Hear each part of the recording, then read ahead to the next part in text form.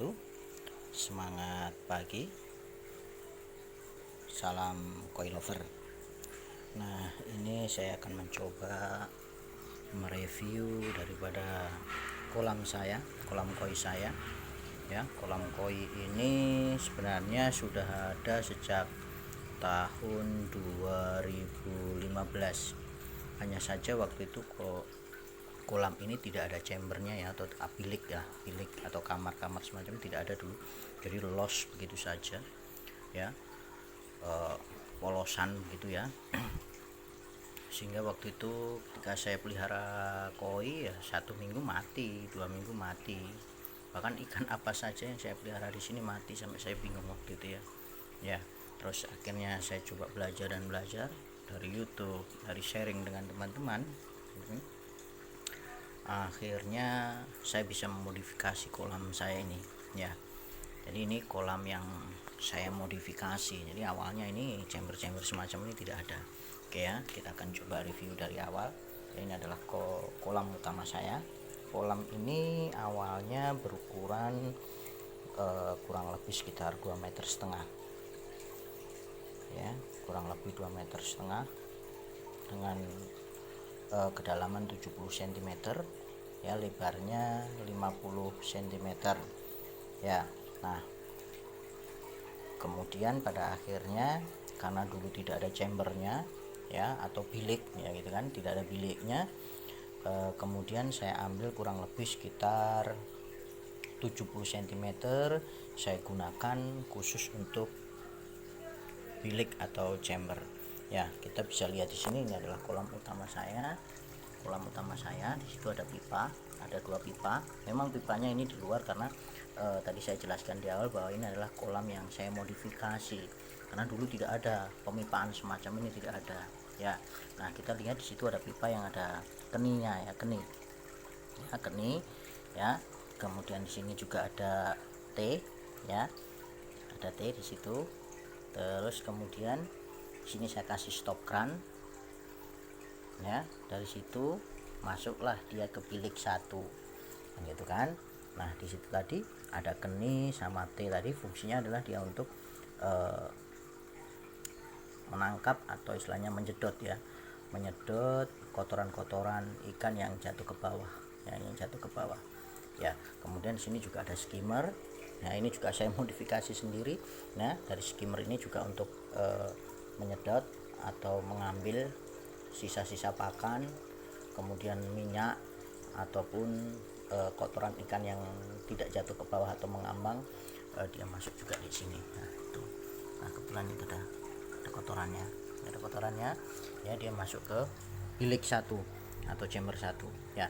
Nah, bilik 1 ini juga saya modifikasi karena memang tempat saya yang terbatas, tempat saya yang minimalis, tapi saya suka ikan koi ya, terpaksa kan gitu kan.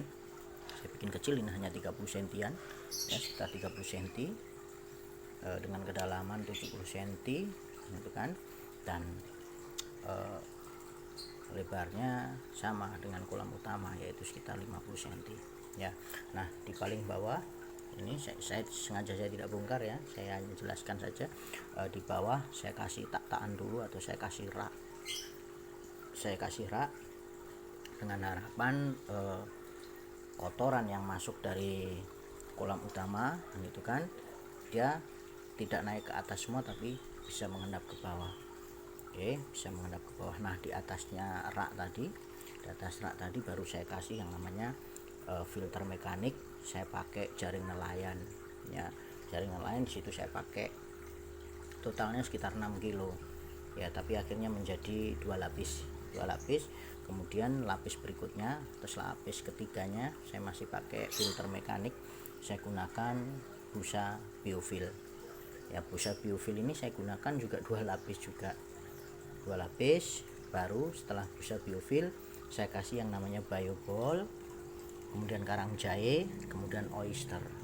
Di sini memang sengaja saya modifikasi filter mekanis dan filter biologis karena memang tempat chambernya memang keterbatasan tempat, sehingga saya modifikasi, saya kolaborasikan antara filter mekanik dengan filter biologis ya. Di sini saya beri kurang lebih sekitar 200 biobol saja, kemudian karang jahe sama oyster ya. Tapi ini bukan filter biologis utama. Oke ya, karena di bawahnya masih ada tadi filter mekanis, sehingga ini bukan filter biologis yang utama ya. Kemudian air dari bilik satu ini dia masuk ke sana ya, mengarah ke sana. Di situ ada pipa, karena ada 2 pipa ya. Yang satu tadi pipa masuk ke chamber 1, yang pipa yang satunya lagi ya, itu masuklah dia ke bilik 2. Nah, bilik 2 sebenarnya ada di sini. Ya, ada di sini. Itu adalah bilik 2 ya. Ukurannya 40 cm kali 50 cm dengan kedalaman 70 cm ya. Sebenarnya sama lah penampakannya dengan di bilik 1 sama ya, hanya saja isinya yang beda kan itu. Dan saya nggak berani buka karena inilah filter biologis utama saya.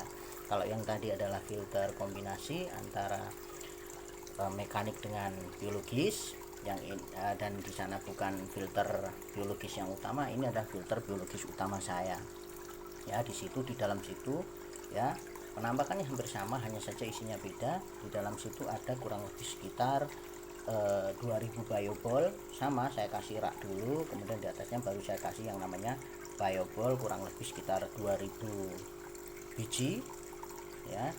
Kemudian saya kasih oyster atau kerang laut ya, saya kasih kerang laut juga di situ. Kemudian baru pompa air, kemudian saya kasih aerator juga ya. Jadi di masing-masing bilik saya juga menggunakan aerator ya, aerator ya. Ini yang di bilik 1 tadi. Kemudian di bilik 2 juga ada aeratornya, di dalam ada aeratornya. Kemudian ada pompa, saya gunakan pompa karena kolam saya kecil, saya gunakan yang 3500 liter per jam ya. Dari situ air ditarik naik ke atas sini ya.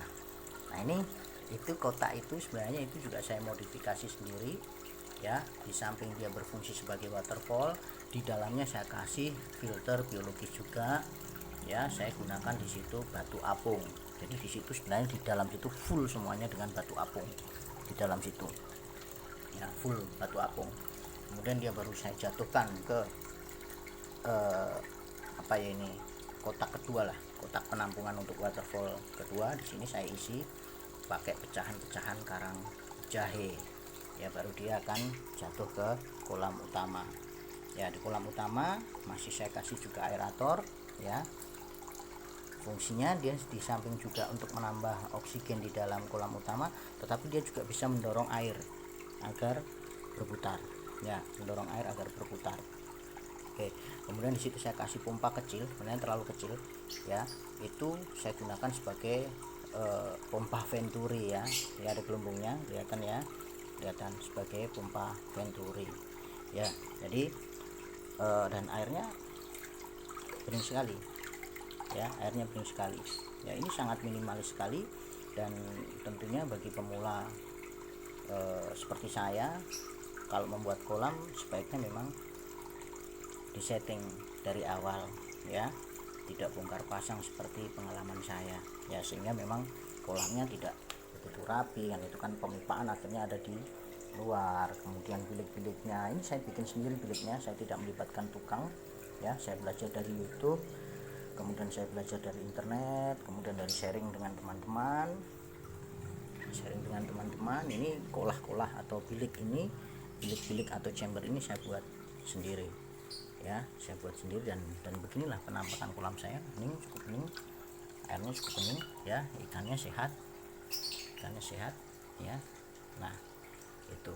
Nah, kemudian untuk mempercepat agar filter biologi saya cepat matur atau cepat matang, saya gunakan bakteri starter. Nah, ini mereknya, kelihatan ya. Nah, ini mereknya. Oke. Nah, isinya apa saja ya? Isinya adalah dia sebagai bakteri nitrifikasi ya, kemudian bakteri pengurai ya, kemudian bakteri pengurai fosfat, sama bakteri aerob dan anaerob ya. Cara pemberiannya adalah 1 sampai 3 pump per 100 liter.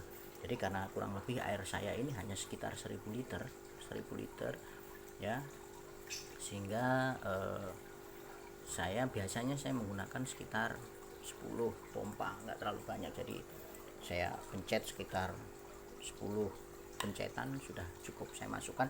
Kalau saya terus terang saja saya masukkan di skimmer ya. Nah, itu saja review daripada kolam saya.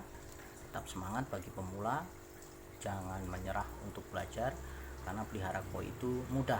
Yang penting perlakukan airnya sebaik mungkin, sebagaimana kita memperlakukan air minum kita, maka air kolam kita sehat, ikan kita juga akan sehat. Tetap semangat. Wassalamualaikum warahmatullahi wabarakatuh.